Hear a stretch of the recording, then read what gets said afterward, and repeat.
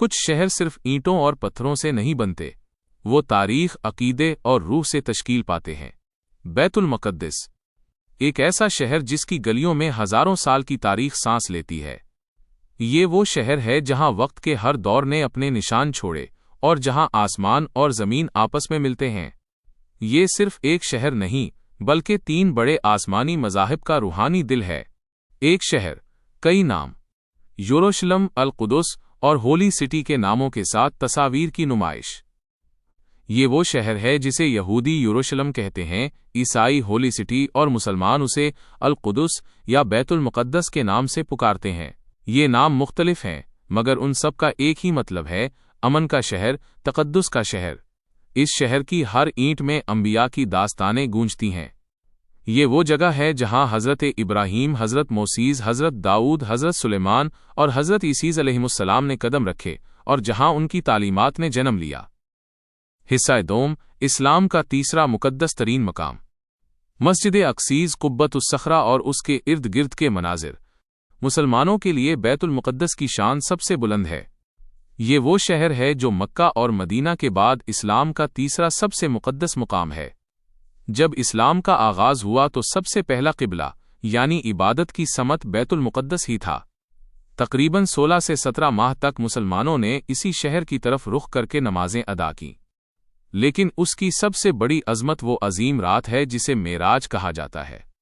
یہ وہ رات تھی جب اللہ کے آخری نبی حضرت محمد صلی اللہ علیہ وسلم مسجد حرام مکہ سے مسجد اقصی تک کا سفر اسراء کے ذریعے طے کرتے ہیں اور پھر وہیں سے 7 آسمانوں کا سفر معراج کرتے ہیں۔ یہ مسجد اقصی ہی وہ جگہ ہے جہاں تمام انبیاء نے آپ صلی اللہ علیہ وسلم کی امامت میں نماز ادا کی۔ قبۃ الصخرہ کی سنہری عمارت اسی واقعے کی یادگار ہے جو آج بھی مسلمانوں کے دلوں میں ایمان اور عقیدت کی شمع روشن کرتی ہے۔ اسلامی فتوحات اور بہادری کی داستانیں، خلیفہ عین میم رے صلاح الدین ایوبی کی تصاویر اور ان کے دور کے مناظر۔ اسلامی تاریخ میں بیت المقدس کو کئی بار آزمائشوں کا سامنا کرنا پڑا۔ 637 عیسوی میں جب خلیفہ حضرت عمر بن خطاب بے نے یہ شہر فتح کیا تو ایک نئی تاریخ رقم ہوئی۔ انہوں نے کسی خونریزی کے بجائے اہل شہر کو مذہبی آزادی کا ایک عہد نامہ عہد عمری دیا۔ یہ اسلام کی امن پسندی اور عدل کا ایک بہترین نمونہ تھا۔ صدیوں بعد 1099 عاد میں صلیبی جنگوں کے دوران عیسائی حملہ آوروں نے شہر پر قبضہ کر لیا اور بے پناہ ظلم و ستم ڈھائے۔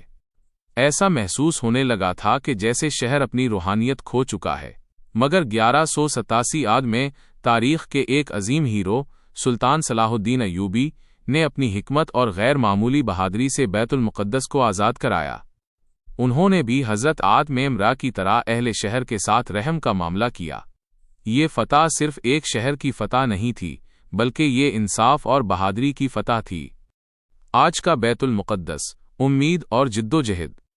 جدید دور کے مناظر، فلسطینیوں کی جدوجہد کی تصاویر۔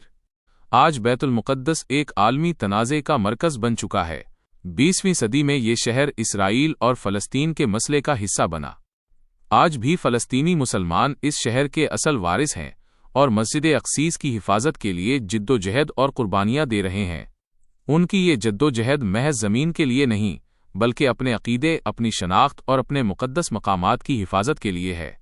بیت المقدس صرف ایک شہر نہیں، یہ ایمان، قربانی اور تاریخ کی زندہ علامت ہے۔ یہاں کی ہر اینٹ اور ہر دیوار ہمیں یاد دلاتی ہے کہ اسلام کی بنیاد امن اور عدل پر ہے۔ مسجد اقصی کی حفاظت اور بیت المقدس کی آزادی ہر مسلمان کے دل کی سب سے بڑی دعا ہے۔ یہ شہر ہمیشہ ہماری دعاؤں اور ہمارے دلوں میں زندہ رہے۔